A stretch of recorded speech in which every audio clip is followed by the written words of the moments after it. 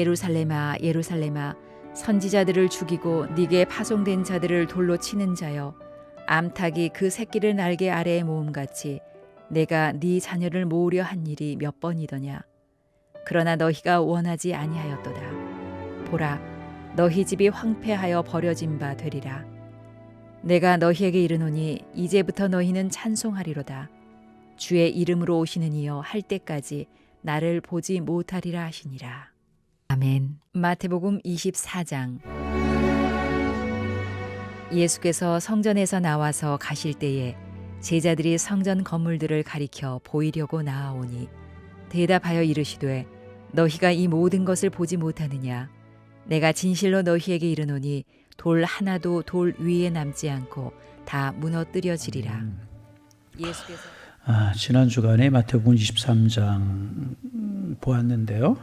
23장을 보면서 참 마음이 무겁기도 했죠. 왜냐하면 우리 예수님 축복하시려고 오셨고 실제로 축복하시는 분이셨습니다. 그런데 무려 7번씩이나 화있을진저 바리새인들과 서기관들을 향하여서 그렇게 말씀하셨습니다. 화있을진저라고 하는 말은 너희들에게 축복이 되지 않고 저주가 될 것이다. 얼마나 무섭고 얼마나 마음 아픈. 예수님이 그렇게 말씀하시지 아니하면 안 되게 서기관들과 바리새인들의 신앙과 믿음이 타락했다는 것입니다. 그들의 타락이 무엇입니까? 외식이었다는 거예요. 속으로는 악한 마음 가지고 있고 속으로는 대적하려고 하는 마음 가지고 있고 겉으로는 아닌 척, 잘 믿는 척, 잘 헌신하는 척, 잘 예배하는 척, 자기들이 최고인 척, 자기들이 대단한 것처럼인 것처럼 그렇게 그들이 행했다는 거죠. 그들을 보시고 외식하는 자여 그렇게 말씀하시면서 화있을진저 예수님 그렇게 우리는 그 예수님의 안타까운 마음을 읽을 수 있어야 될 것입니다. 묵상하면서 그런 말씀을 나눴죠. 그렇게 예수님 말씀하신 것은 그들을 정말 저주하고 싶어서 그렇게 하신 것이 아니라 그들이 돌이키고 돌아오기를 원하시는 사랑의 마음이 있었다고. 여러분 그게 예수님의 마음이라는 거예요. 그래서 오늘 본문에 보면 그들을 향하여서 또 이스라엘을 향하여서 예루살렘아 그렇게 탄식하셨습니다. 누가복음 19장에 보면 그 예수님의 마음을 읽을 수 있는데 예수님께서 가까이 오사 예루살렘 성을 보시고 우셨다. 예수님께서 우셨다. 예수님께서 눈물을 흘리셨다. 그렇게 기록하고 있습니다. 이 말씀 속에서 예루살렘아 탄식하시는 예수님의 모습 속에서 얼마나 예루살렘을 사랑하셨고 이스라엘 백성들을 사랑하셨고 바리새인들과 서기관들이 구원받기를 원하셨는가 하는 예수님의 마음을 우리가 읽을 수가 있어야 되는 것입니다. 그럼에도 불구하고 우리 예수님 그들을 사랑하셨다는 거예요. 마치 예수님의 외침은 어머니의 눈물과 같은 것이었습니다. 사랑하는 아들을 향하여 호소했지만 듣지 않고 타락하며 결국은 철창신세를 진 자식을 향하여 통곡하며 한탄한 어머니의 같은 예수님의 마음을 우리가 읽을 수 있게 되는 것입니다. 여러분 말씀을 듣다 부딪혀오는 말씀이 있고 조금 내가 불편한 말씀이 있어요. 그 말씀에 절대로 바리새인들처럼 대적하지 말고요. 하나님이 나를 사랑하시는구나 그렇게 믿으셔야 해요. 예수님께서 이들을 망하게 하시려고 화있을진저 그렇게 하시는 것이 아니고 돌이키려고 하시는 예수님의 사랑이 그 속에 담겨져 있었다는 거예요. 이 영적인 진리를 우리가 알 수 있어야 되는 것입니다. 하나님께 돌아오지 않는 타락한 자식이 결국 매를 맞고 큰 공경에 빠져 있을 때 가슴 찢듯이 애통하는 어머님의 마음과 같은 것, 그것이 예루살렘아 바리새인들아 서기관들아 완악해지는 마음을 갖고 있는 너희들아, 그렇게 예수님께서 탄식하며 아픈 마음을 이야기하고 계시는 것입니다. 여러분 정말 사랑하면 울게 되어 있어요. 사랑하면 울게 되어 있습니다. 자식을 그렇게 사랑했건만 그 사랑에 반응하지 않고 타락하는 것을 보면 그 어머니의 가슴은 쪼개어지게 되는 것이라는 것입니다. 예수님이 왜 우셨습니까? 예루살렘아 왜 탄식하셨습니까? 구원받기를 원했고 돌이키기를 원했고 사랑받기를 원했기 때문에 그러셨다. 여러분, 믿지 않는 자식들을 위해서 얼마나 울고 계십니까? 타락해가는 소돔과 고모라처럼 타락해가는 이 사회, 이 세대를 보면서 얼마나 우리 울면서 기도하고 있습니까? 어려운 이민족의 역사를 보면서 얼마나 울고 계십니까? 연세 드셔서 나이 들어가시는데 예수님 모르신 부모님들 위해서 얼마나 아픈 마음 가지고 기도하셨습니까? 우리 그 예수님의 마음을 알 수 있고 기도해야 할 것이라는 것입니다. 선자를 죽이고 내게 파송된 자들을 돌로 치는 자여, 예루살렘아 왜 탄식하셨습니까? 하나님께서 그들을 돌이키게 하시고 하나님의 뜻대로 살게 하시기 위해서 하나님의 말씀 전하시고 선자들을 보내고 하나님의 사람들을 보냈지만 선자들을 죽이고 내게 파송된 자를 돌로 쳤다는 것입니다. 누가? 이스라엘 백성들이, 누가? 바리새인들이, 누가? 선자들이 그랬다는 것입니다. 선자들 보내셨지만, 아담과 휘으로 하나님의 사람들을 보내셨지만 그들을 환영하지 않고 그들의 말을 듣지 않고 오히려 그들을 돌로 쳤다는 것입니다. 그럼에도 불구하고 하나님은요 그런 백성들을 절대로 포기하지 아니하셨다는, 이게 지금 예수님이 하시고 계시는 말씀. 여러분, 하나님의 눈물을 여기에서 우리가 볼 수 있는 건 아니겠습니까? 포기하면 제일 쉬워요. 포기하면 쉬워요. 자녀들 구원? 자기 문제지. 그러면 쉬워요. 그러나 그렇지 않지 않습니까? 어떻게 해서든지 끝까지 자기 백성을 구원시키려고 하시는 하나님의 마음을 우린 이 말씀에서 보게 되는 것입니다. 집 나간 자식을 포기하지 않고 문 밖에 서서 오늘이나 내일이나 이제나 저제나 아침이나 저녁이나 문을 걸어 잠그지 않고 활짝 열어놓고 기다리시는 아버지의 마음, 그 마음을 오늘 우리는 본문에서 보게 되는 것입니다. 하나님이 보낸 종들을 돌로 쳐 죽였지만 하나님께서는 그들을 결코 포기하지 아니하셨다는, 오히려 자기의 외아들 예수 그리스도를 예루살렘에 보내시고 십자가에 못 박아 죽는 것을 바라보셨다는 것입니다. 그것이 하나님의 마음이라는. 주님이 계속해서 말씀하셔요. 계속해서 뭐라고 말씀하시는가? 암탉이 그 새끼를 아래 안에 몸과 같이 내가 내 자녀를 모으려 한 일이 몇 번이냐. 암탉이 병아리들과 함께 평화롭게 모이를 주워 먹고 있어요. 우리 농촌에서 우리나라에서도 쉽게 볼 수 있는 그런 모습이지 않습니까? 그런데 갑자기 솔개가 나타나요. 솔개가 돌아요. 병아리들은 몰라요. 그런데 어미닭이 알았어요. 순식간에 새끼들을 자기의 품에 이렇게 모으. 우리가 어려서 이제 또 지금도 간혹 볼 수 있는 그런 모습이잖아요. 바로 이것이었다는 것입니다. 너는 지금 죽음의 길로 가고 있는데 그렇게 가면 안 되기 때문에 암탉이 자기 새끼를 아래 안에 이렇게 감추듯이 내가 너희를 감추려고 했던 일이 얼마나 많았느냐. 그런데 어리석은 이 새끼 병아리들은 그것을 몰랐다는 거예요. 오히려 새끼 병아리들은요, 엄마가 왜 이렇게 나를 감싸나 답답해 죽겠네, 숨 못 쉬겠네, 왜 이렇게 자유롭지 못하게 나를 껴안는가, 그렇게 새끼들은 생각을 한다는 것입니다. 주님께서 말씀하셔요. 이런 일이 몇 번이냐, 이런 일들이 몇 번이냐. 계속해서 거절하고 계속해서 거절하고 끊임없이 선지자들을 배척하고 돌로 치고 그랬다는 거예요. 여러분, 예수님 우리를 사랑하셨습니다. 이스라엘 백성들을 사랑하셨습니다. 그런데 이스라엘 백성들을 우리는 그 사랑을 몰랐다는 것입니다. 그러나 하나님 끝까지 포기하지 아니하셨다는, 정말 사랑하면 포기하지 않는 것입니다. 속아주고 또 기다려주고 이것이 사랑인 것입니다. 하나님께서 이스라엘 백성들을, 아니 우리를 그렇게 사랑하시고 그렇게 품으셨다는 그런 아픈 마음을 가지고 예수님께서 말씀하십니다. 38절 읽습니다. 38절 소리내어 읽습니다. 보라, 너희의 집이 황폐하여 버림받 되리라. 아픈 마음으로 말씀하시잖아요. 이 말씀을 보면서 마음이 참 무거웠어요. 예수님 뭐라고 말씀하세요? 너희의 집이 황폐하여 버림받 되리라. 죄를 꺾지 않으면 그 안에 죄의 속성이 자리하게 되어 있고요. 그 죄의 속성이 자리 잡고 계속 자라게 되면 망하게 되는 거예요. 망하게. 여러분, 그래서 여러분 절대로 마음에 대적하는 마음 없기를 원합니다. 내가 무엇인가를 절대로 우리의 마음이 교만하면 안 돼.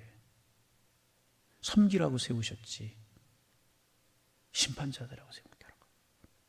죄의 속성이 자리 잡지 못하도록 자꾸 우리의 마음을 다스려야 된다는 것입니다. 그게 잘하면 망하게 되어 있어. 어떻게 망하게 되는가?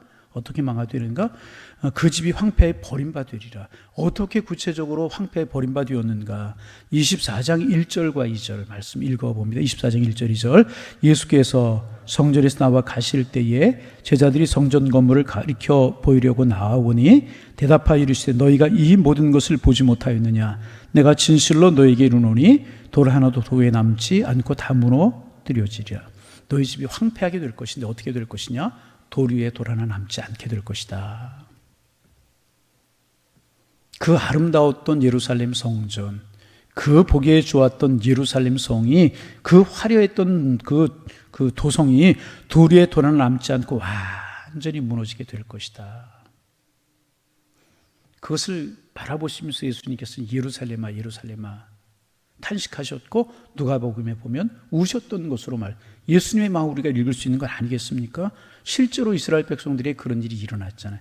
예수님께서 그렇게 십자가에 죽으시고 시간이 지난 후에 주후 70년 로마의 디도 장군이 군사를 거느리고 예루살렘을 함락했잖아요. 그리고 예루살렘을 에워쌌어요.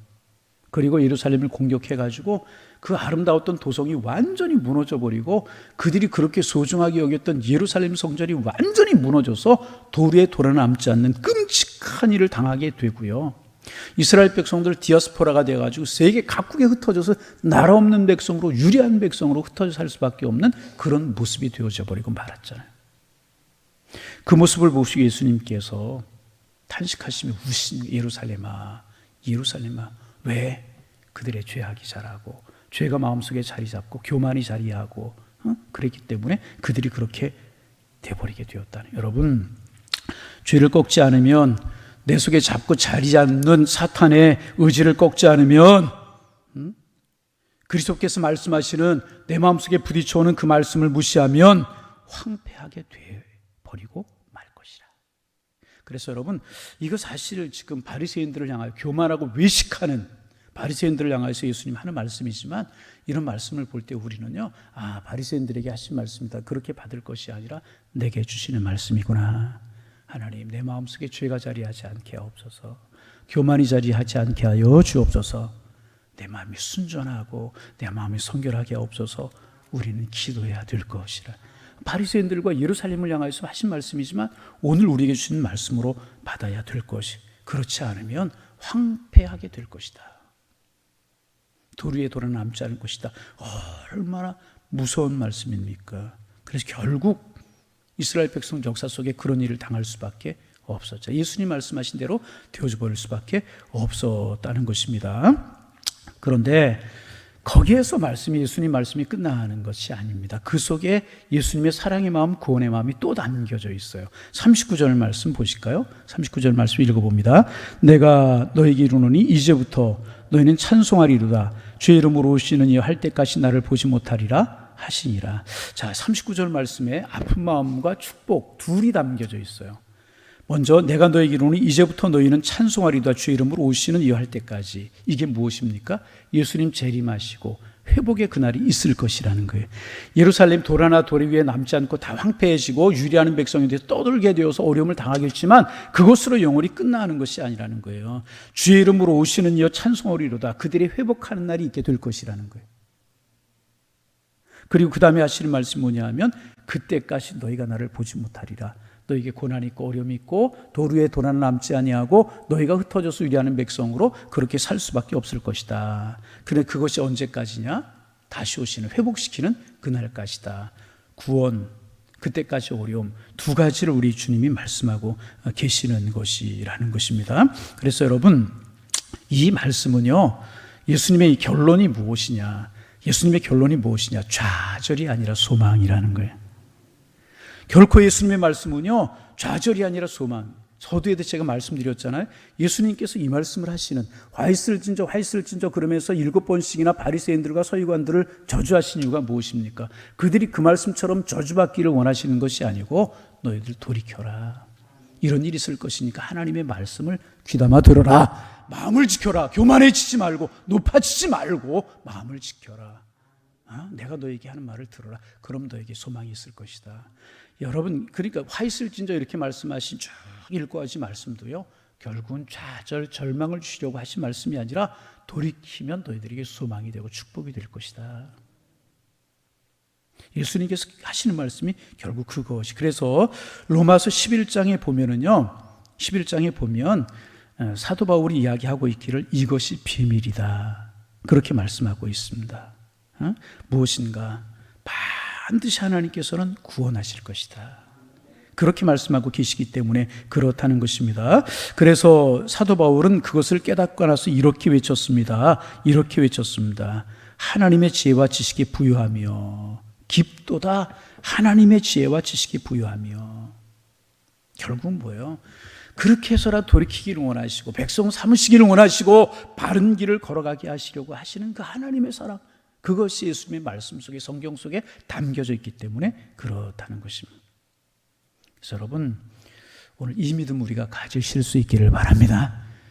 한 번 더 쭉 이렇게 마태복음 23장을 한번 묵상해 볼 필요가 있을 것 같아요. 행여나 내 모습이, 우리의 모습이 바리새인들과 서기관들 모습 아니에요. 여러분, 참 이거 조심해야, 너나 할 것이 조심해야 될 거예요. 돌이켜보면서 그 속에서 우리 하나님의 눈물과 우리 주님의 아픈 마음을 읽을 수 있어야 될 것이다. 여러분, 그렇잖아요. 자녀를 향한 부모님의 마음이 무엇입니까? 복 받기를 원하고 잘 되기를 원하고 하나님의 사랑 가운데 거하기를 원하는 거 아니겠어요? 그런데 그 자녀가 조금 말을 안 듣고 곁길로 가고 그러면 어떻게 합니까? 어떨 때는 화를 내기도 하고 야단을 치기도 하고 어떨 때는 회초리를 대기도 하고, 그렇지 않습니까? 야단을 치고 회초리를 대고 화를 내고 그러는 이유가 뭐예요? 그 자식 잘못되기를 원하는 것이 결코 아니고요, 돌이키기를 원하는 마음이라. 이런 예수님의 마음을 우리가 읽을 수 있고, 거기에 한 걸음 더 나아가 회초리를 대고 야단을 치고 그러다가 결국은 부모님이 어떻게 하면 그 자녀를 위해서 눈물이 올 수밖에 없지 않습니까? 이것이 오늘 예수님께서 하시는 예수님의 마음이라는 거예요. 그래서 우리 오늘 본문에서 우리 예수님의 사랑의 마음을 읽을 수 있어야 될 것이라. 우리를 사랑하시되 너무너무 사랑하신, 그래서 자신이 울 수밖에 없는, 그들의 죄로 말미암아 그런 어려움을 당할 것을 주님 내다보시면서 우실 수밖에 없는 예수님의 마음을 우리는 읽을 수 있어야 될 것이라. 오늘 이 주님의 깊고 큰 마음이 우리의 마음속에 다가오기를 원합니다. 주님, 내 마음이 순전해지기를 원합니다. 내 마음이 겸손해지기를 원합니다. 우리를 사랑하시는 그 예수님의 사랑이 정말 나에게 축복이 되기를 원합니다. 그래서 화 있을진저 그런 탄식이 아니라 복 있는 자요, 마태복음 5장에서 말씀하신 팔복 애통하는 자, 의에 줄이고 목마른 자, 복이 있도다 하신 그 말씀, 우리에게 주어진 말씀 되셔서 주님이 예비하신 축복과 은혜 가운데 살아가는 하나님의 사람들 다 되실 수 있기를 주님의 이름으로 축원합니다. 어찌 생각하면 바리새인들 서기관들의 모습이 우리의 모습이고 메시아를 거부한 이스라엘 백성들이 우리의 모습일 수 있다. 그래서 여러분, 늘 말씀 앞에 순전하여서 우리 복 있는 하나님의 사람들, 그래서 우리 6월달 하나님께서 우리 교회에 주신 말씀, 복 있는 사람은 악인의 길을 쫓지 아니하며 죄인의 길에 서지 아니하며 오만한 자의 자리에 앉지 아니하고 오직 여호와의 율법을 즐거워하며 그 율법을 주야로 묵상하는 자로다. 여기까지 있지만 그 다음에 보시면 이는 시냇가에 심은 나무가 시초를 쫓아 과실을 맺으며, 여러분, 시냇가에 심은 나무는 걱정할 것이 없어요. 때를 따르면 잎이 푸르르고요, 때가 되면 열매를 맺게 되어 있는 것이라는. 여러분, 그래서 우리 복 있는 사람들 되어지기를 원합니다. 늘 말씀 가운데 거하여 복 있는. 여러분, 제일 말씀을 마치 자꾸 길어져서 죄송한데요, 제일 중요한 게 무엇이냐면, 바리새인들의 결국 서기관들의 문제가 뭐냐면 스스로 자기네들이 뭐 된 줄 알고 자꾸 마음이 교만해지는 거예요. 이게 가장 큰 문제. 늘 순전해지고 늘 순결해지고 부디 시냇가에 심은 복 있는 그런 삶을 살아가시는 주님 앞에 기쁨이 되는 우리 모두가 다 받으실 수 있기를 주님의 이름으로 축원합니다. 하나님, 마태복음 23장을 우리가 읽으면서 때로는 우리의 마음이 조금 무겁기도 하고 힘들기도 했습니다. 축복하시기를 원하시고 좋은 것 주시기를 원하시고 우리를 너무너무 사랑하시는 주님이신데 그 주님이 바리새인들과 서기관들을 향하여 화 있을진저 하시는 말씀 때문에 우리들의 마음이 무겁기도 하였지만 결국 그렇게 말씀하신 이유가 그들을 저주하시고 그들을 버리시기 위해서가 아니라 돌이키게 하시고 그들을 축복하기 위해서 그렇게 하셨다는 말, 예수님의 마음 우리가 알고 이야기하시오니 감사합니다. 그러게 결국 이 말씀은 좌절이 아니라 소망이라고 하는 생각 다시 마음속에 우리 갖게 하시고 이 말씀을 통해서 우리 자신을 돌아보고 복 있는 사람으로 저희들의 마음이 변화될 수 있도록 주께서 인도하여 주옵소서. 하나님, 오만한 자의 자리, 죄인의 길, 교만한 마음 절대로 우리의 마음이 되지 않게 주님 도와주시고 말씀 가운데 우리의 마음이 늘 순전해지게 도와주시며 애통하는 마음, 의에 줄이고 목말라 하는 마음, 이런 마음들 우리의 마음이 되고 겸손한 마음, 이런 마음이 되게 하셔서 복이 있을 것이다, 복이 있을 것이다, 시냇가의 신문나무가 씨를 쫓아 과실을 맺는 것처럼 우리 그런 삶을 살아가는 저희들 되게 우리 주님 축복하여 주옵소서. 우리의 마음속에 타락한 죄인의 본성이 있기에 우리의 마음을 지키지 않으면 자꾸 이렇게 될 것을 아시기에 주님 이런 말씀을 통해서 우리에게 경고하셨는데 이 말씀 깊이 마음에 새기고 우리 믿음의 길을 걸어갈 수 있도록 도와주셔서 신앙의 온조가 늘어가면 늘어갈수록 순전해지고 직분이 가져지면 가져질수록 교만해지지 말고 겸손해지고 하나님 여러 가지 사건들을 보면 볼수록 마음이 완악해지는 것이 아니라 더욱더 순전해질 수 있는 어린아이와 같은 저희가 될 수 있도록 주님 축복하여 주옵소서.